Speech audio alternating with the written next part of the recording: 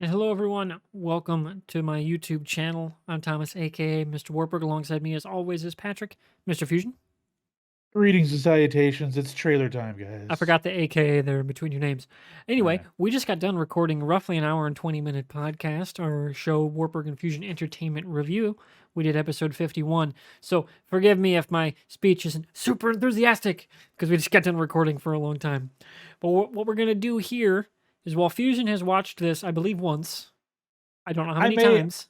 I may have or may not have watched it. I'm not going to disclose that. I have not seen this before. I saw it on Twitter. I was like, oh my God, it dropped. I'm at work and I don't want to watch this on my phone. It's going to be one of my most anticipated shows. So I got to watch this when I get to my computer. So we're going to watch it. We're going to react to it. We're going to give our thoughts on The Last of Us as a series and where we hope we go. And also maybe our thoughts on the game, which for me is going to be very brief. And I'll explain why in just a second. So, Fusion, without any further ado, let's get into this thing. Let's go. So I'll count it down. On go. 3, 2, 1, go. The roses have faded, there's frost at my door. The birds in the morning don't sing anymore. Pedro. The grass in the valley that's creepy. is starting Yeah, very much to so. die, and out in the darkness the whippoorwills cry. The darkness is falling, the sky Iconic has shot turned there. gray. The With the two hound buildings. in the distance is starting to fade. The clickers. There we go, buddy, with the clicking. Alone and forsaken by fate and by man. Oh Lord, if you hear me, please hold my hand. Alone and forsaken by fate and by man. Oh Lord, This is your if you chance. hear me, please hold my hand. Hold that shot. Hold my hand. You keep her Big alive. Offerman making a cameo, or he's Oh, yeah. And you set everything right.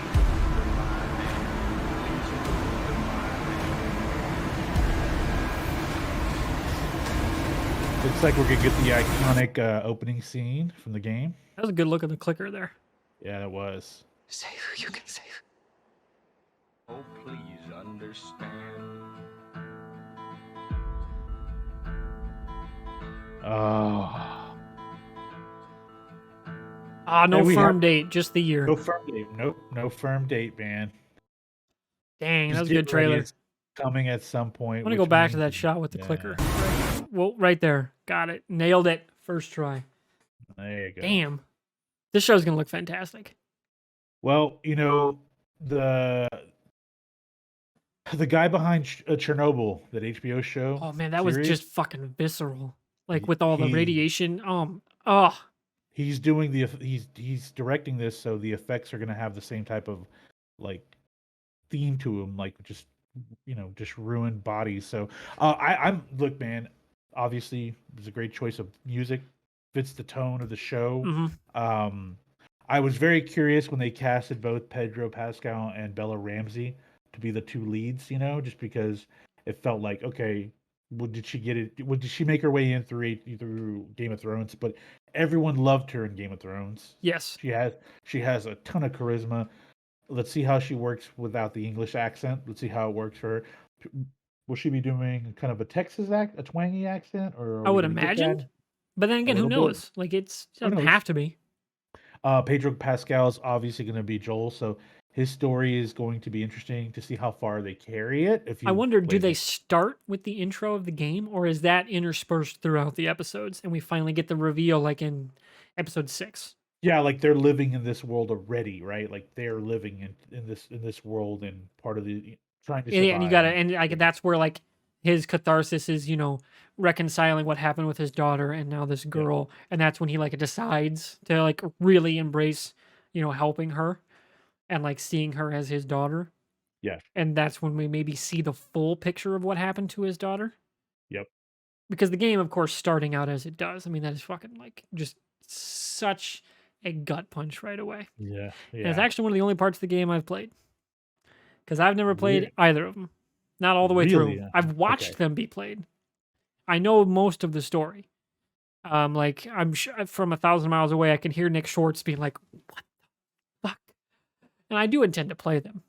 I'll get the remastered on my PS5 and eventually play it. But probably not before this show comes out, to be honest. There's way too much stuff to do. God of War is right around the corner, man. But Oh god, Ragnarok, yeah. It looks it's beautiful, so man. good. Like I saw that last trailer, like fuck, that's gonna be great. Oh, it's gonna be incredible. Yeah, look, the intro to the game is heartbreaking. It resonates with you. But the thing is that I've never experienced a game like that to where it was so emotionally devastating that it sets your mood for the entire game going forward. Like I've never played a game like that before, and obviously shout out the opening scene takes place in on the outskirts of Austin, which is kind of cool, and they get the roads right, the back roads that they're on. I've been on those back roads, by the way. Very creepy to when I played the game, seeing those roads. But I just I really think that you're right. I think her and Chain, her that shot with her and the chains. I think that's also a flashback. Like we're gonna get pieces, like you said, maybe the first episode of them coming together, like how they come together, and obviously we're not going to get a shot for shot, blow for blow of the video game. It doesn't Wouldn't make want that sense to do anyway. that. The Walking Dead didn't do that. But and I think a lot of people are going to compare this to The Walking Dead, which I understand it for casual moviegoers, but like if you haven't played the game, like it's a completely different mindset of like surviving in an apocalyptic world compared to that one, in that there is a lot more to Tretch than just it's in The Walking Dead. It's more of we have these zombies, but the reality is that people go primal in The Walking Dead, right? This is very different. Like you're balancing out people as well as the infected here, right? And then it's a constant struggle between all of it, and it can wear you down. So yeah, I'm excited, man. Like I love that trailer. I love that trailer. I know you can never tell on a trailer because like when we saw Why the Last Man, I was like, oh, that's a good trailer. It's It was great. a And great like trailer, and then the and series it's was just like just finally got good, but nowhere near popular enough to continue because it was very yeah, expensive. this show, there's so much more here, and I think people will like this over that because that has less to do with like an apocalypse. It's a tragedy, but there's no like supernatural thing taking Yeah, there's no place in that mystery about the universe. virus. It's just Yeah. it's here. We got to deal with it. Yep, exactly. So I'm excited for it, man. I really am. Pedro Pascal is a great actor, man. He was fantastic in that first season of Narcos. If you haven't Yeah, watched and it, of you course, gotta watch. Mandalorian, and for me this year, Unbearable Weight of Massive Talent, Yep. out fucking standing role. God, he was so good in that movie. I want to watch it tonight. And he was brilliant in Game of Thrones. That's probably Heck yeah. though that's the thing. It's like I know HBO is kind of pulling these people. There's a reason why, because they're fantastic actors. That's why they want them on other properties. And when you do a show like this, it was like I know a lot of people were arguing like, should they cast no names for these roles? I'm like, maybe they shouldn't, man, because this is a story that's going to have to be driven by great acting, and you're going to get it from Pascal, and you're going to get it from Ramsey. So for like, sure. and then hey, the other thing is Gabriel Luna's on the show. Unfortunately, we're not going to get a Ghost Rider show, but at least we get Gabriel Luna in some shape or form. God, how great would it have been him to show up as Ghost Rider at some point? Fuck. He That'd still have been may so at some cool. point. He still may. Hey man, we're 2.5 years away from Secret Wars. Dude, I need the bus to show up, and I need the Agents of Shield to rock out in Lola, come out and kick ass. That would Fuck be yeah, awesome. let's go. Oh, Okay. that'd be so much fun. Yeah, imagine Okay. a portal opens up and everyone's like, "Oh, Strange is here." Out steps fucking Ghost Rider with Yeah. his chain. Hell Like yeah. the chain, like somebody's like, oh, we have a Doctor Strange opening up a portal. This is great, but a chain whips through and hits somebody, and walks in and just wraps it around himself. It's like, yes, let's Fuck yeah. go. Because that whole bit where he finally gets the chain in Agents of Shield and he like Yeah. kicks the dude's ass with it. God, Yeah, so he just good. he looks at it and sets it on fire. That was awesome. That was Phenomenal. awesome. Anyway, that's enough of a tangent. We're here to talk Yeah, about enough The Last tangent. of Us. I talked a lot about it, man. How do you feel about this? I'm quite excited. As someone who didn't play the games but experienced it through like Let's Plays on Twitch. Like I brought him up earlier, but like I've watched Nick play it in a few different instances, not the whole way through, but I mean he streamed it a fair amount. So, and even two, like I know what happens in two because I consumed the discourse around it. I follow, like the guys at Kind of Funny. I've watched, like I know of Troy Baker, and they've discussed the game at length on various different podcasts that I follow. Mhm. So I know what happens, and it's an interesting world. Don't get me wrong. It's just for me, it was a gameplay that didn't grab me. And maybe another time through it will, like I just did Outer Worlds. Yeah, Outer Worlds, and that second time around it grabbed me. It was fantastic. But the first time I just bounced off, and I don't know why. And same with It Last may- of Us, I just bounced off the game, not the Yeah. world. The world is cool. It's got a lot going for it. And obviously it's going to become an amazing adaptation. Like just look at this, that's going to be amazing. Like that looks incredible. Can't wait to watch it. And when you look at the minds behind it, you're like, okay, this is like when we were talking about 2 years ago, Dune and Denis Villeneuve taking over Dune, we were like, okay, Fuck yeah, man, you're in. Like 2049 was fantastic. I'm sold. Let's do yeah, this. like, I was sold just on that. Then of course all the marketing and all the hype and the trailers and the visuals that came out, and you're like, yeah, this is incredible. Yeah. Like, cool. I'm in. Let's go. So HBO brought on a And really as soon as good it was core to the HBO show. doing this, Yeah. let's go. Like Paramount doing Halo, yeah, I was not optimistic for good reason, and turns out I was right. And most people were. Like that Yeah. wasn't a just I called it thing. But like, I mean, HBO, they're gonna do a thing. Like you told me HBO is getting Mass Effect. Oh, I don't know God. if there would be a better like nerd high if HBO was doing Mass Effect. And we got to get these shows in before Universal. I do think Universal though, I'm pretty buys- sure Amazon's gonna get Mass Effect. That was kind of rumored, and it makes And I'm total okay- sense coming off and the I'm o- Expanse. and Makes I'm total okay. sense. I'm okay with that. I'm okay with Amazon Yeah. getting Mass Effect. Their top end production quality is incredible. Like you But mentioned Rings of HBO Power. Yeah. You're not a fan of the pacing, but the actual production around the show is incredible. And I'm okay. I think HBO was a perfect fit for Last of Us. I thought it was Exactly. A perfect It's fit. the perfect world Yeah. for that. Perfect Yep. production house for that. Yep. Like I you couldn't agree. ask a better fit. And that's where I Super think excited, man. that's where I think the biggest problem with video game adaptations has been is the correct fit for the product. Like, and that's partly on the actual production side, like your HBO sides, like your Netflixes, like your theater houses, like like the movie studios. They were like, oh, video games make money, jump in, not really asking where to jump in. They just saw video game and jumped in. Think about 23, man. We got Peacemaker season 2. We've got this. We're getting to get another season of House of the Dragon. Maybe Jon Snow. I don't know. Harley but, Quinn like, come what- back?